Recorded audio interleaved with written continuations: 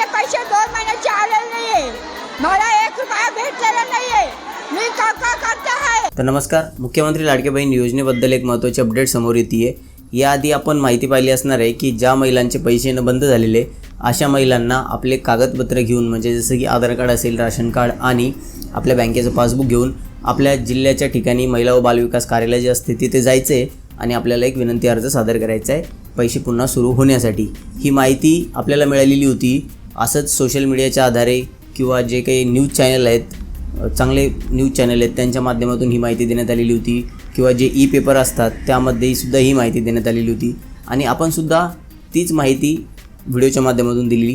आणि अशाच माहितीमुळे आपापल्या जिल्ह्याच्या ठिकाणी जे महिला बालविकास कार्यालय आहे तिथे महिलांनी खूप मोठी गर्दी केली की आमचे पैसे मिळत नाही आहे, आम्ही जे काही त्यांचे कारणं असतील त्यांनी तिथे सांगायला सुरुवात केली आणि भरपूर इथे रश पाहायला मिळालेला आहे प्रत्येक महिला व बालविकास कार्यालयामध्ये।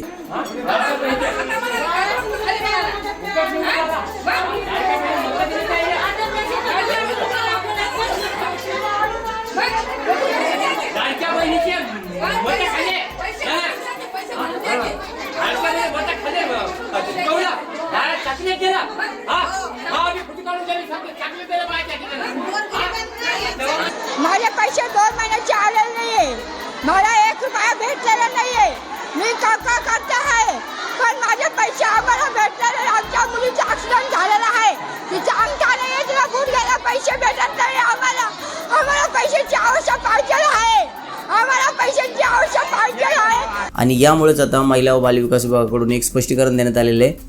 त्यांनी काय स्पष्टीकरण दिलं ते आधी बघूया। इथे तुम्ही पाहू शकता 19 तारखेला ही माहिती आपल्या समोर आलेली आहे। ई-केवायसी न केलेल्या महिलांना कागदपत्र सादर करण्याचे कोणतेही निर्देश नाहीत, महिला व बालविकास विभागाचे स्पष्टीकरण। मुख्यमंत्री माझी लाडकी बहीण या योजनेअंतर्गत ई-केवायसी करू न शकलेल्या महिलांना जिल्ह्याच्या महिला व बालविकास कार्यालयात कागदपत्र सादर करण्याचे निर्देश शासन स्तरावरून देण्यात आलेले नाहीत। याबाबतचा कोणताही निर्णय शासनाने घेतलेला नाहीये, अशी माहिती महिला व बालविकास विभागातर्फे कळवण्यात येत आहे। सदर वस्तुस्थिती लक्षात घेता अशा चुकीच्या बातम्यांवर विश्वास ठेवण्यात येऊ नये। आता हे स्पष्टीकरण तर देण्यात आलेलं आहे आणि जे काही कार्यालय आहेत, जिल्ह्याच्या ठिकाणी जे कार्यालय आहेत महिला व बालविकास विभागाचे, तिथले जे काही कर्मचारी आहेत त्यांनी अशी माहिती समोर दिलेली आहे की आमच्याकडे काही अजून शासनाकडनं अशी कुठल्याही प्रकारची लिंक देण्यात आलेली नाही आहे। जेव्हाही ई-केवायसी करण्याची लिंक देण्यात येईल तेव्हा आम्ही या महिलांना आवाहन करू केवायसी करून घेण्यासाठी। त्यासाठी केवायसी करण्यासाठी तुम्ही कागदपत्र जिल्हा महिला बालविकास अधिकारी कार्यालयात जमा करा, अशी पेपरला न्यूज आहे। परंतु आमच्या जिल्हा महिला बालविकास अधिकारी कार्यालय जालना या कार्यालयात सध्या वरिष्ठ स्तरावरून काही एखादं प्रपत्र किंवा पत्र किंवा एखादा शासन निर्णय असा अजून काही आलेला नाहीये।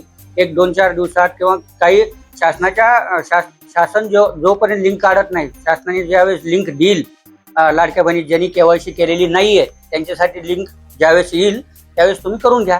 मी ॲडव्होकेट उमेश कुटे, विधी सल्लागार, जिल्हा महिला बालविकास अधिकारी कार्यालय जालना। इथे एक गोष्ट समजून घ्या की जर तुमची ई-केवायसी करायची राहिली होती काही कारणामुळे आणि म्हणून जर तुमचे हप्ते बंद झाले असतील तर ते सुरू होऊ शकते, पण हे एकच कारण नाही आहे हप्ते बंद होण्याचं।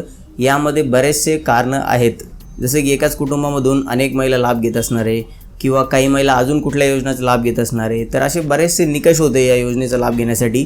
त्यामध्ये जर तुम्ही बसत नसाल तरीसुद्धा तुमचे हप्ते बंद झाले असू शकतात।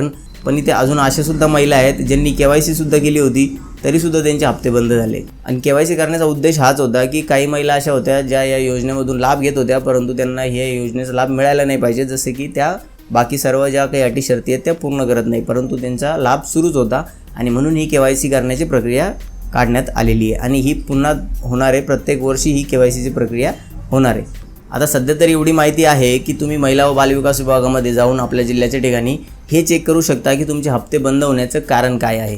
कारण बऱ्याचशा महिलांना हे समजत नाही की, कारण महिला असं म्हणताय की आमच्याकडे तर काहीच नाही आहे, आम्हाला तर पैसे मिळायला पाहिजे, आमची परिस्थिती तेवढी पण चांगली नाही की आम्हाला या योजनेचा लाभ नाही मिळाला पाहिजे, मग आमचे का हप्ते बंद झाले। तर बघा, ह्या प्रश्नाचं उत्तर तुम्हाला कुठलाही सेंटरवाला देऊ शकत नाही। त्यासाठी तुम्हाला याच विभागामध्ये जायचं आहे, महिला व बालविकास विभागामध्ये, आणि तिथे तुम्हाला विचारायचं आहे की आमचे हप्ते बंद होण्याचं काय कारण आहे, आमचं नाव कमी करण्याचं काय कारण आहे, ते तुम्हाला व्यवस्थित सांगणार। तर तुम्ही माहिती विचारण्यासाठी सध्या तिथे जाऊ शकता, परंतु आता सध्या एवढी गर्दी पडलेली आहे प्रत्येक जिल्ह्याच्या ठिकाणी जे महिला व बालविकास विभाग आहे अशा ठिकाणी महिलांनी खूप जास्त गर्दी केली। तर सध्याची परिस्थिती हीच आहे की महिला व बालविकास विभागाकडून एक स्पष्टीकरण देण्यात आलेलं आहे की सध्या अजून अशा कुठल्याही प्रकारचे निर्देश देण्यात आलेले नाही आहे ऑफलाईन कागदपत्र जमा करण्यासाठीचे. तर दिलेली माहिती जर आपल्याला आवडली असेल तर व्हिडिओला नक्की लाईक करा. आपल्या चॅनलवरती पहिल्यांदा झालेला असेल तर चॅनल नक्की सबस्क्राईब करून ठेवा. भेटूया नवीन माहितीसह नवीन व्हिडिओमध्ये. तोपर्यंत धन्यवाद.